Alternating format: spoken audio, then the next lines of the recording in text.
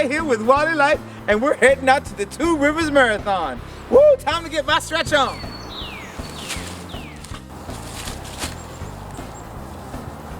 Oh, who am I kidding? It's a marathon for me just to get out of bed in the morning. But all joking aside, the Two Rivers Marathon Race Festival is one serious event. In its 4th year, the Two Rivers Marathon is one of the first races to be held during the COVID-19 pandemic and operated under strict guidelines. Masks were required when not racing. The start line was moved and the course modified to accommodate staggered starts, allowing for social distancing between runners and to eliminate the need for shuttle buses. Racers could start as early as 6:30 a.m. and were required to finish by 2:30 p.m. unless special arrangements were made to keep the event clock running. Due to COVID, the number of runners for all the events was limited to 250, and the runners were asked to limit the spectators attending the event. Following COVID safety precautions, several spectators turned out to support their runners. The entire event was well organized. Support from the Lackawaxen Volunteer Fire Department and the Lackawaxen Township Ambulance Service made the race festival possible, with several high school students volunteering their time to support the event. Just to help out, honestly. Yeah, it's nice for all the runners too. I mean, it's a great opportunity for everybody to get out and just forget what's going on around the world. And it's just a great opportunity to just run and have some fun, really. This 2-day festival featured 4 different races on both Saturday and Sunday, including a 5K, a 10K, half marathon, and full marathon. The marathon is one of the top 25 qualifiers for the Boston Marathon of all marathons in the country. Many athletes traveled to this pristine location in the Pocono Mountains from all over the world and country to qualify for the Boston Marathon this year. We were looking for a marathon that was open. This one looked fun, so we made the trip out. Ran a half, I have to be honest. I don't want my friends at home to misinterpret. It's a beautiful day, great race, great course, a lot of fun people out there. Terrific. They did a great job. Oh, this course here is just honestly the fact that you guys put on a race and it's outdoors, and you know, a lot of people haven't run a race in a year, so this is any race is a fun race, and after a year of not racing, this is very special. I'll never forget it. I think it was a great day. It was super fun. I looked at the river the whole time and it was really pretty, so a good day to be out. Awesome. So how'd you place? I think I won. That's awesome. It's unofficial at this point, so we're still waiting to hear. But And is that an age group win or an overall? I think overall. So. And what did you run, marathon, half? I did the half. One of the few races are still on, so you know, great. Kudos to Mike. Well, I run a few of the majors, like, you know, Berlin, Boston, Chicago. Okay. So, you know, now Two Rivers. It was flat, and it was the first physical in-person race in a long time, as you would imagine. So it felt good. Good to see people out there. Yeah, it was a great course. It was beautiful, and it was fair on the easier side, so it was nice. Definitely awesome. Very, very cool. So, do you think you'd come back to it? I am tomorrow. Oh, what are you running? 10K. Very cool. Half marathon today, 10K tomorrow. I run all the time. I'm a Boston marathoner. I've run Boston 10 consecutive years, so hopefully this year will be 11.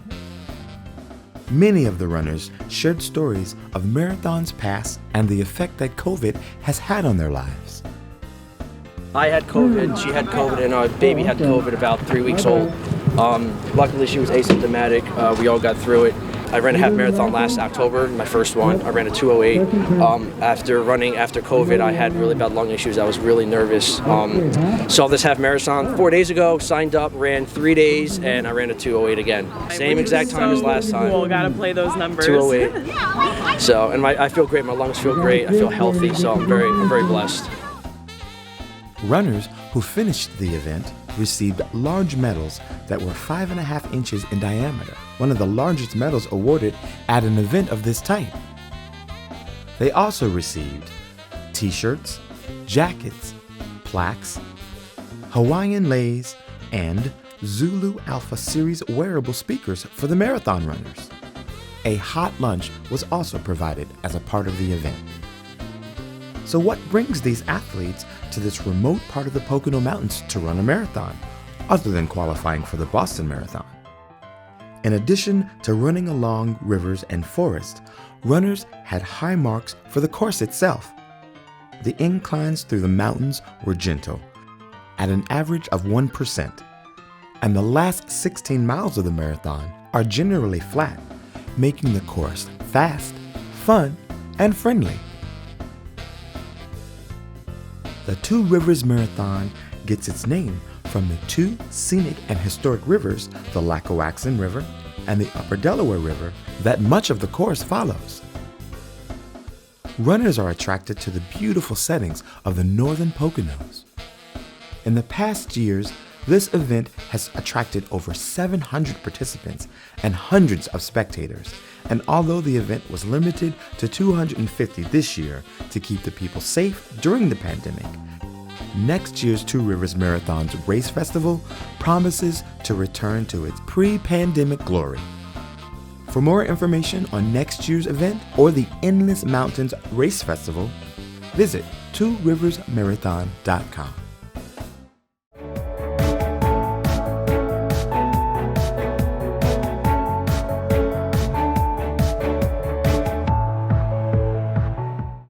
Hi, I'm Lorraine Collins with Davis R. Chant Realtors.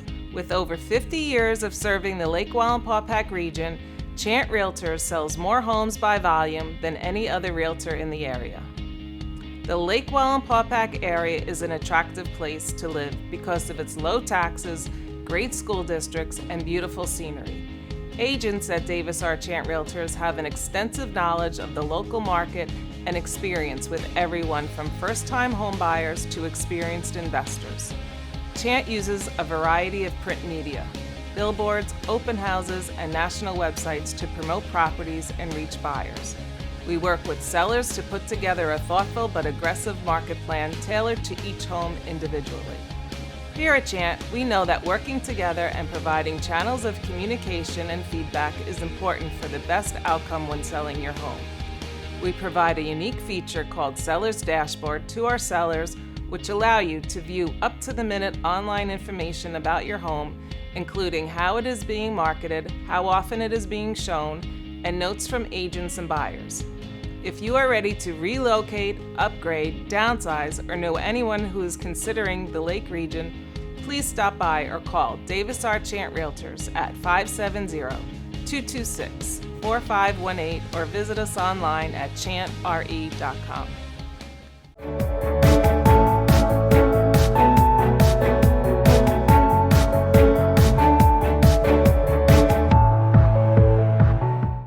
In 1763, Daniel Skinner, a former sailor, settled along the Upper Delaware River in the Coshocton and Callicoon area, becoming a prosperous landowner.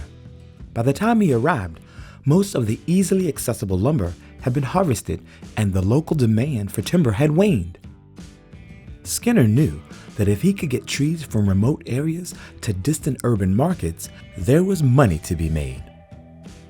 The virgin forest along the Delaware offered large solid pine, oak, and hemlock trees, perfect for the mast of ships and railroad ties needed to support the rapidly expanding rail industry. At the time, there were no trains, and the only available transportation was the mighty Delaware. He tried floating individual logs down the river, which became lodged in inaccessible places and proved to be a failure. Several months later, in 1764, he came up with the idea of tying timbers together to form a raft and float down the river. He built his first raft out of 6 80-foot white pine poles that would be perfect for ships' masts, and with 2 mates, floated them down to the shipyards in Philadelphia, 200 miles downriver. The shipbuilders gave a rousing welcome when Skinner arrived in Philadelphia 1 week later with 1 mate. The other mate apparently jumped off the raft, so terrified by the velocity of the waters passing through the narrows, and tried to swim to shore, but was caught in and drowned in the Narrowsburg Eddy whirlpool. rumored to be so strong during the spring freshet that boats could be stuck in it for days. It was this first trip on a timber raft down the Delaware River that earned Skinner the title Lord High Admiral of the Delaware River. By general consent, he was constituted Admiral of all the waters of the river in which a raft could be taken to market, and anyone wishing to take a timber raft downriver needed his permission. To get Admiral Skinner's permission, you had to present the Admiral with a bottle of wine or whiskey, which allowed you to go to Philadelphia as an entry-level foreman. To become a steerman, you had to present the Admiral with another bottle to gain his full permission to navigate all channels of the river. Every raft passing Skinner's property, called Tammany Flats, had to stop and deliver a bottle of whiskey to the Lord High Admiral. Harassment by Native Americans was common.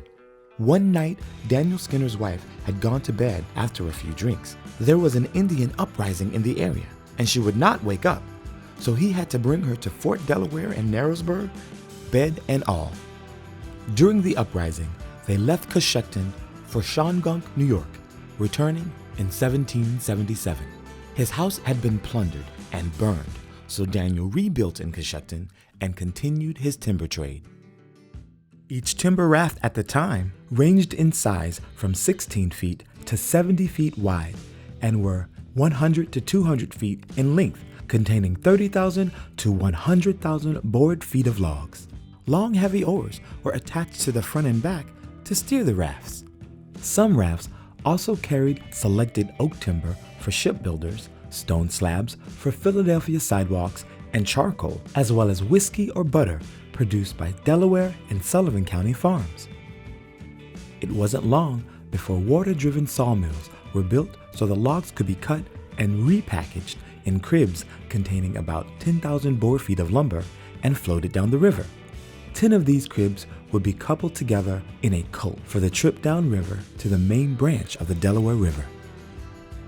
Cutting lumber, skidding the logs, and building rafts on the shore of the river was winter work, taking advantage of the hard frozen surface to make moving the logs easier. Once the trees were cut, transported, and rafts assembled, they would be floated down the Delaware during the spring freshet, when the water was high enough to float the timber rafts and fast enough to get to Philadelphia in 3 days. At night, the rafts were often tied to the bank of the river or in a still pool of water in the river called an eddy.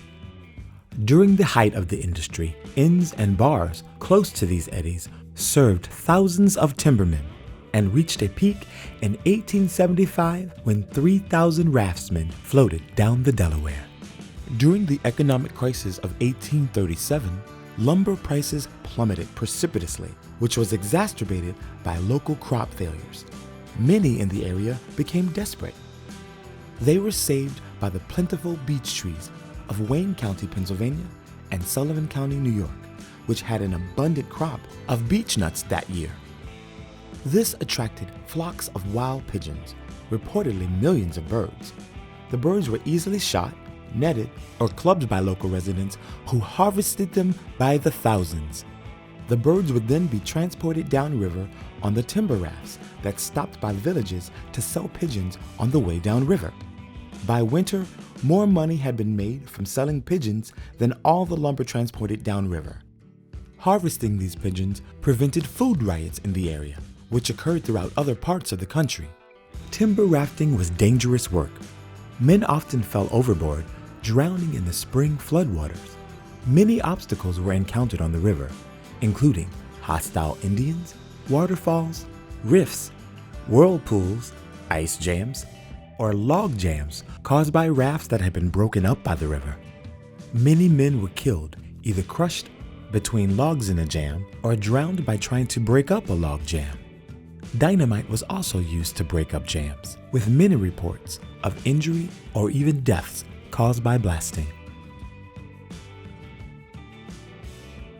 At Lackawaxen, a slackwater dam had been built in order to get coal boats from one canal to another, and timber rafts would often collide with coal barges, and gunfights would break out between timber and coalmen on the river.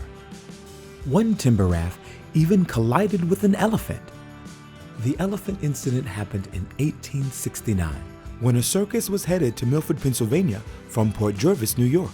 Concerned that the bridge crossing at the Delaware River at the time would not support the weight of the elephants, they led them down the banks of the Delaware River and into the water to cross the river. It was during this crossing when a timber raft speeding down the river in the flood currents encountered the elephant. The elephant, named Tippo Sahib, had recently killed its trainer and was rumored to be of ill temper. Using oars, the raftmen were finally able to force the elephant off the raft.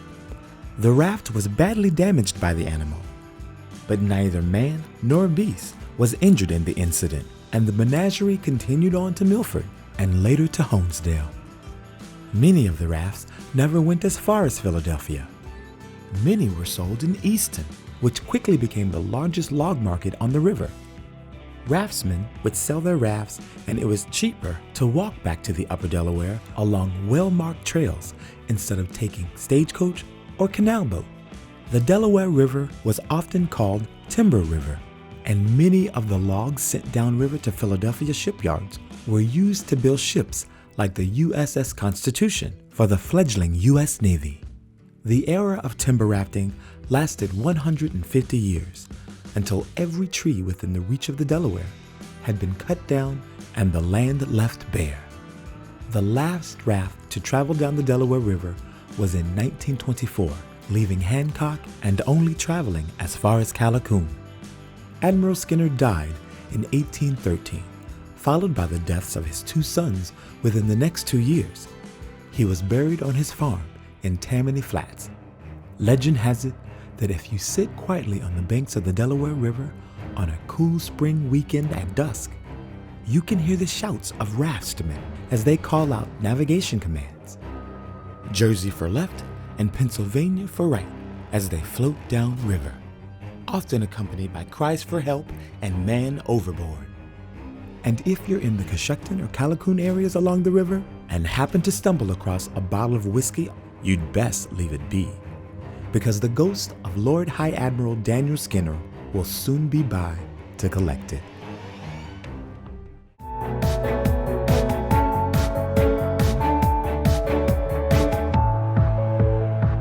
The Sterling Business and Technology Park is currently divided into 23 lots ranging in size from 3 to 30 acres. Each lot in the park is KOZ certified for companies that qualify. The Sterling Business and Technology Park is perfectly located just off Exit 17 on Interstate 84 in northeastern Pennsylvania, just under 2 hours from New York City. If you would like to explore locating your business at Sterling Business and Technology Park, visit sterlingbusinesspark.com.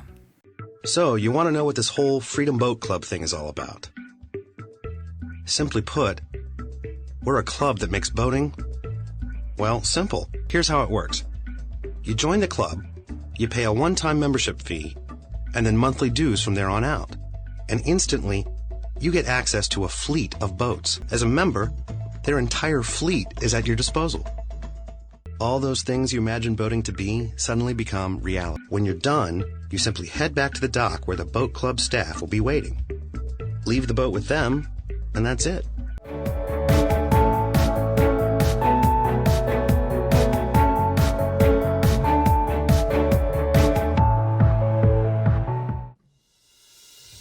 On this segment, we explore one of the most important factors of living a healthy Pocono life, and that's your brain. Your state of mind is key to making lasting lifestyle changes. It can motivate you to get up and exercise instead of lying on the couch. It is your thoughts that sabotage your plans for better health and convince you to eat a big piece of chocolate cake every night for dessert. Being healthy is knowing what is in food you eat and avoiding highly processed and fast foods that have added sugars and fats. If a processed food has a high amount of fat and sugar, eliminate those from your diet and replace them with healthier options. Processed food produced by large corporations are often created in terms of profit rather than healthy benefits in mind. They add extra fats and sugars to make the product appealing to your taste buds and make you crave their products, often addicting you to an unhealthy combination of fats, sugars, or chemicals. After all, the overall goal is to sell you as much of their product as possible, regardless of the impact to your health. If possible, purchase your food from local small farms who receive little, if any, subsidies, instead of the large multinational corporations who receive 90% of the government subsidies paid for by your tax dollars. The majority of people agree that in order to lose weight, you need to eat less, eat the right foods, and exercise more. But in many cases, people simply aren't motivated enough to follow through, no matter how much they agree it's the right course of action. Having a supportive structure can make a huge difference in your success. Making your lifestyle changes with a partner or friend can also help keep you on track. Here are some suggestions for keeping a positive mindset. 1. Set realistic, achievable goals. A healthy weight loss amount is 1.5 to 2 pounds per week. So set a goal to lose 6 pounds in the first month. To meet your goal, get 8 hours of sleep every night, drink lots of water, eat healthier foods, including whole fruits and vegetables, reduce your consumption of alcohol and meat, and ask for support from your family and friends to help you meet your goals. Remember, you're making a lifestyle change that will continue long after the first 30 days. 2. Surround yourself with supportive and positive people. Avoid negativity in any form. Prioritize and take the time you need to live a healthier life. Evaluate what's most important to you and adjust your time accordingly. 3. Being healthy and losing weight is not a punishment. We all get off track in our busy lives. Think of it as self-improvement and investing time in living a healthier lifestyle. Also, food is not a reward, and you can't just exercise away bad food choices. Push thoughts like, if I work out for an hour, I can eat those chocolate chip cookies out of your mind. Eliminate high-fat and sugar foods from your pantry. If you don't have them in the house, you can't access them in a moment of weakness. 4. Avoid using food as a way to show love. Make healthy food choices for those you love so they will be around for many years to come. 5. Take a breath and slow down. For a couple of minutes at the beginning of your workout or the start of every day, breathe in slowly through your nose for 4 seconds and release through your mouth for 6 seconds, focusing your mind. Using this time to set your intentions for the day will lower your body's stress response. 6. This is the toughest tip. Exercise patience. Set short-term goals, but focus on the long-term benefits. Your body is a complex system that tries to maintain its current state, and you have to give your body time to adapt to each new normal. 7. Imagine yourself having an angel on one shoulder and a devil on the other. The angel provides positive and supportive feedback. Any negative thoughts come from the devil, so simply knock him off your shoulder. 8. It helps to say things out loud. If you are craving a piece of cake, simply say out loud, "I don't need that piece of cake." Replace it with a positive thought and say out loud, "I'll have an apple instead." 9. Don't be frustrated by the scale. Weigh yourself every day to get used to normal fluctuations.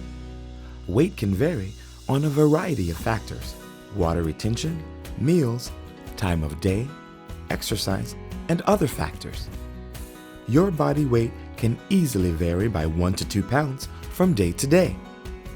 Chart your progress over time to get a realistic idea of weight loss. 10. Forgive yourself. We are often harder on ourselves than others. It is important to make sustainable lifestyle changes that you'll be willing to stick to long term. Instead of eliminating something completely, reduce the number of times you eat that food in a week. And create events around your lifestyle changes, like Meatless Mondays or Taco Tuesdays. 11. Explore. Use this as a process to discover new foods and recipes with your friends and family and involve them in the culinary process. 12. Visualize a healthier you. If that's a leaner, more muscular you, imagine what you would look like and how your life would change.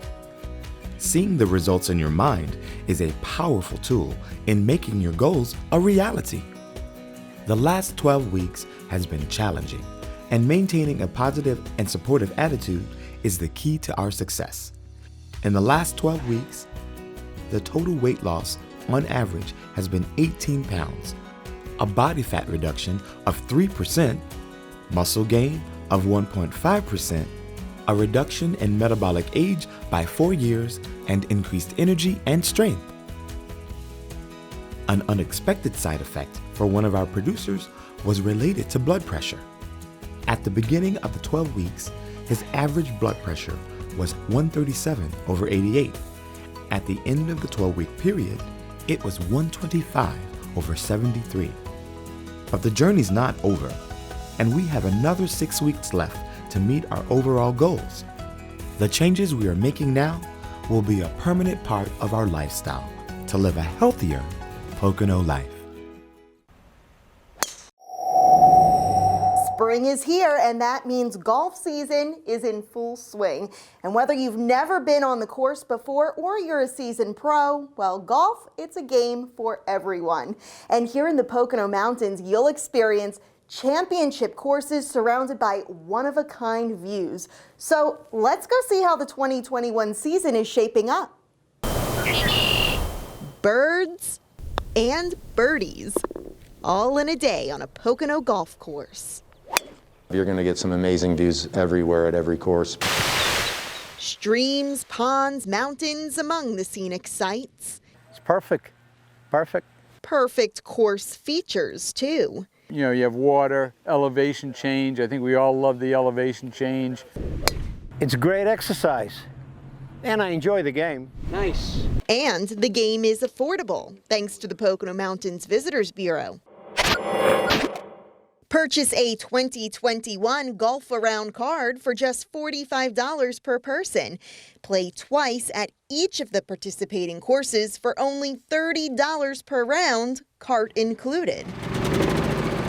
Golf in the Poconos is just a great bargain. Pocono Manor is one of the courses you'll experience with the Golf Around card. It really brings people to some courses that maybe they wouldn't have played anyway, and then they come back. And these courses have history. Famous golfers and celebrities such as Jackie Gleason, Whitey Ford, Arnold Palmer, Sam Snead, and Art Wall Jr. have all played in the Poconos. The golf course is really great.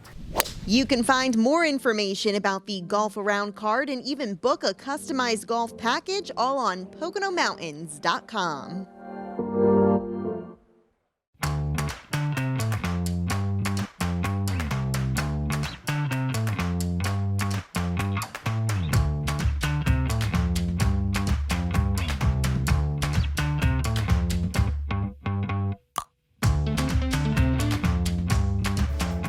Tune in to Wally Life every Monday at 9 p.m. on Blue Ridge Communications Channel 13 for the latest in life around Lake Wallenpaupack.